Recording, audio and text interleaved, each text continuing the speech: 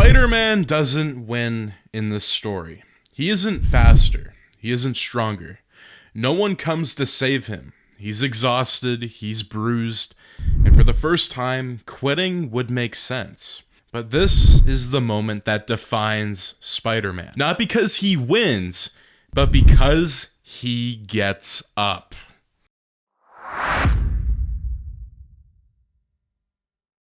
The Amazing Spider-Man issue 33 was released in 1966.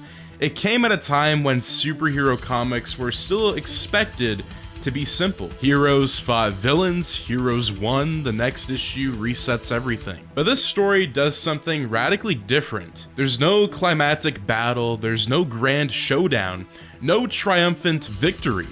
Instead, Peter Parker is crushed beneath tons of machinery, alone, injured, and running out of time. The story doesn't ask if Spider-Man can escape, it asks something far more uncomfortable. Why should he keep trying? Peter is trapped. The water is rising. His body is failing him, and for the first time, the comic slows down. Pages stretch moments into eternity. Panels linger on pain, doubt, and fear. Peter thinks about Aunt May, his responsibilities, his failures. Not in a heroic way, but in a very human one. This isn't a superhero lifting rubble. This is a young man confronting the possibility that he might be done. Here's what makes this issue timeless. Spider-Man doesn't get stronger. He doesn't unlock a new ability. He doesn't receive help. He makes a decision. He decides that quitting isn't an option.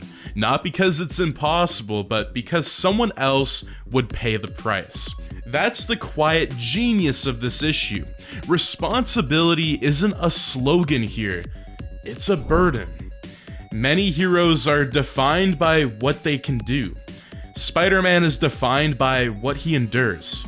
He's broke, he's tired, he's unappreciated, and yet, he keeps going.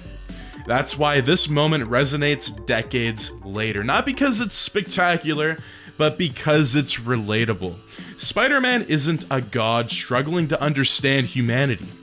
He's a working class hero, choosing to stand back up when no one else would blame him for staying down. Every modern interpretation of Spider-Man traces back here. Not to a villain, not to a costume, but to a principle. Being Spider-Man isn't about winning. It's about refusing to quit. This is the moment Spider-Man stops being a gimmick and becomes a symbol. Amazing Spider-Man issue 33 doesn't tell us that Spider-Man is great. It shows us why. And that's why nearly 60 years later, this isn't just one of the best Spider-Man stories ever written. It's one of the most important superhero stories of all time. In the next episode, we'll be looking at the moment Spider-Man learned that endurance doesn't always mean victory, and that some losses change everything, because getting back up is only half the story.